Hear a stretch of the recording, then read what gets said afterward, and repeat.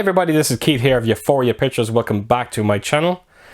Right, so I picked this up a few days ago and I watched it last night, and after watching it I felt it was only right that I do a video on it because it was something truly special. So yes, the movie I'm talking about is The Batman, and it's in 4K Blu-ray and it comes in this beautiful looking steelbook. So this is an Amazon Italy steelbook. They got it 2 weeks before we were getting it over here, which is quite amazing. It doesn't happen too often. And not only that, but I managed to pick this up for €27. And when you consider that the standard release was around €32, it was going to cost me €32 to get it on Amazon UK.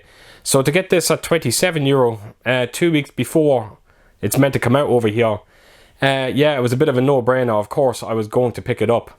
And what a treat of a movie this was. I was so surprised by it. Well, not surprised. I knew it was going to be great. I just didn't know it was going to be this great. A large part of it is to do with the cast, the new cast I found. Robert Pattinson as the new Batman. I thought he did a great job in it. So a very different Batman.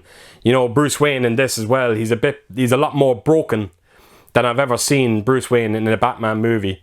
And it was a welcome change, I felt, and I thought Robert Pattinson did a great job in it. Zoe Kravitz as well as Catwoman. I enjoyed the chemistry between the two of them in this movie, and I thought she was a great character as well. You also had Colin Farrell as the Penguin. I would have liked to have seen a little bit more of him in the movie. There was elements in this movie that I felt that he sounded a bit like Robert De Niro. I don't know if that's just me, but there was certain lines that he would say in this movie, and it just gave me this kind of Robert De Niro vibe. But having said that, he still was brilliant in the movie. Jeffrey Wright was playing Gordon in it, and I enjoyed him in it as well, even though there was times where he actually sounded a bit like Batman. But I still think Gary Oldman's performance was a lot better than Jeffrey Wright's performance in this movie. But the real star of the show for me is Paul Dano as the Riddler. Wow, he was incredibly. I don't want to say sinister. I don't think that's the right word, but I was very on the edge of my seat every time he came on the screen. And then that scene which when he comes face to face with Batman in this movie, I'm not going to say too much about it because I don't want to ruin it for anyone. But you know the scene. If you've seen the movie, you know exactly what I'm talking about. This confrontation the two of them had. What a fantastic scene, and his acting was unbelievable. And I would love to see more of him in this movie. There's so many things I enjoyed about this movie. Even from right from the get-go, the first 10 minutes of this movie, Matt Reeves, who directed this movie, he was basically showing us that this is going to be a very, very different Batman to what we've seen before. And I have to admit, I was very pleasantly surprised by that opening sequence. Another thing that I thought was great in this movie, the film is called The Batman, and I'm telling you what, you do see a lot of the Batman in this movie. There's not too many scenes of Bruce Wayne, I found. I loved that he was the Batman for a large amount of this movie, and I found that quite refreshing in this film as well.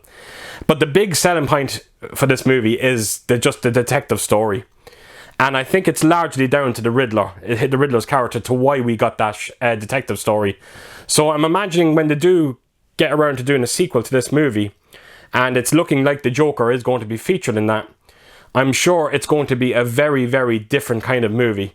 And cannot wait to see it. After seeing this, what a movie. It has some great set pieces in this movie. The one scene in particular that stands out is when you first get introduced to the Batmobile. What a sequence that scene was, and wow, I had a smile on my face all during it. So in all, folks, what a movie. I can't praise it enough. Like I said, I knew I was going to enjoy it.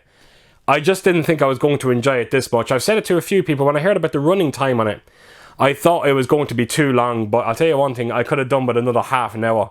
That's how much I enjoyed this movie. And again, what a great job by Matt Reeves. It's amazing to think that a man that wrote Under Siege 2 would go on to direct such an amazing Batman movie, and I really thought he did a great job in it. Right, so what I'm going to do is I'm going to take us around this steelbook, and when I come back I'm going to talk about the 4K transfer and what I thought of it. So yeah, let's get to it. Right, so here we go, the Batman Steelbook. And again, I know you're going to be bored of me saying this, but red and black, no surprise that I ended up picking this Steelbook. Of course, it just really did catch my eye. So great to finally have this in my collection. So the art choice I thought was very clever, and I think it looks absolutely beautiful. So as you can see, you have the Batman there on the cover, and you have a bit of rain coming down, and of course you have the logo of the Riddler. So I thought it was an incredibly clever choice, and it looks absolutely beautiful. It really does. And it is a matte finish, it's not a gloss finish as well. And again, I think it's fitting for the movie itself. Right, so I'll take us onto the spine of it here. And then you have the Batman, and you just got the Warner Brothers and the DC logo at the bottom. And this is the J card. So like I said, this is an Amazon Italy pickup. So all the writing in the back of this J card is in Italian. But I will take us up there, and it gives you a close look at some of the special features that you do get on it. And it is a 3-disc set as well, as far as I remember. And there's a few of the technical aspects as well, if you want to have a look. So yeah, that is the J card itself. So I am going to remove the J card and show you the artwork on the back of it. Right, so there you have it. That is the back artwork. And yeah, it's incredibly simple. Definitely nothing near as good as the main cover artwork, but still quite nice. Again, not a big fan of the them putting the credits at the bottom of the Steelbook. They should have just put that all in the J card. So yeah, I'll open this up in full, just to give you a good look at the Steelbook. And yeah, it's not the best looking Steelbook I've ever seen, but it is quite decent as well. So take us around, and just we remove this out of the way, and that is your discs. So let me remove them for you so I can show the back artwork. So that is your 4K disc, and take the boot out of the way. So that is your Blu-ray disc, so a different color as well to the 4K disc. And I presume that is your special features. Yes, it is. And it's always nice to kind of get different kind of artwork on the discs themselves on all three. And then this is the inside of your Steelbook, and again, I hope that does come across in the camera. It looks pretty cool. So that is the Batman Steelbook. Again, not the most flashiest looking Steelbook you will ever see, but look, I'm very happy to have it in my collection. Right folks, so there you have it. That is the Steelbook, and it's a decent looking Steelbook, it has to be said, and I'm very happy to have it in my collection. Right, before we get on talking about the transfer on this movie, let's go through some technical aspects first. It has an aspect ratio of 239:1. It also supports HDR and Dolby Vision. You also get a Dolby Atmos soundtrack with this one. It's got a running time of 176 minutes. And it's also a native 4K disc. Right, what can you say about the 4K transfer in this movie?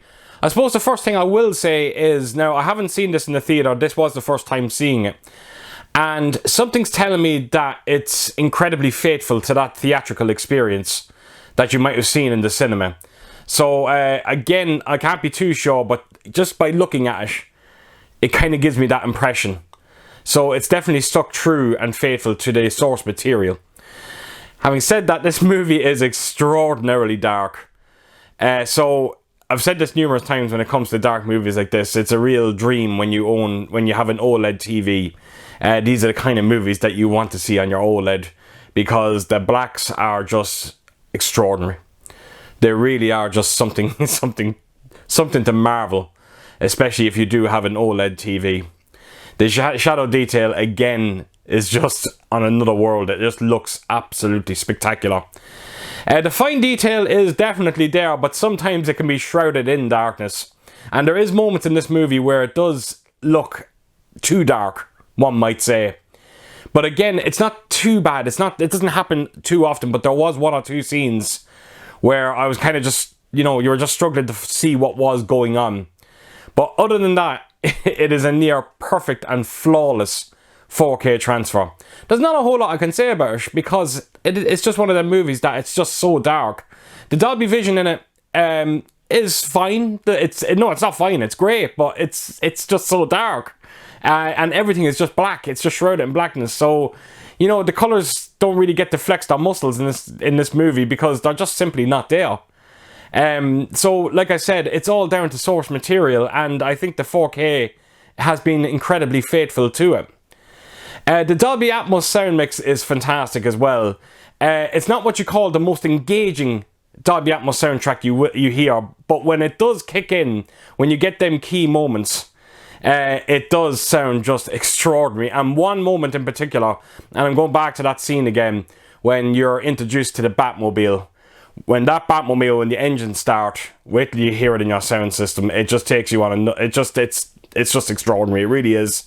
And that entire sequence is most definitely one of the best highlights for the Dolby Atmos in this. So I think you're going to love the Dolby Atmos soundtrack in it. The 4K picture, like I said, it's fantastic. It really, really is fantastic. But it is going to be one of them discs that you're never going to bring a friend in and turn around and go, oh, look what 4K can do to picture quality. Because, like I said, it's such a very dark movie. But it looks phenomenal. It really, really does. So that is it, folks. That is my Batman, and that's my thoughts on the 4K transfer itself. So as per usual, if you did like this video, please do give it a thumbs up. And if you could leave a comment down below. And please do share your thoughts on this movie and what you thought of its transfer and its Atmos. And yes, I hope to see you all again real soon with my next video. Until then, I'll see you soon. Bye bye.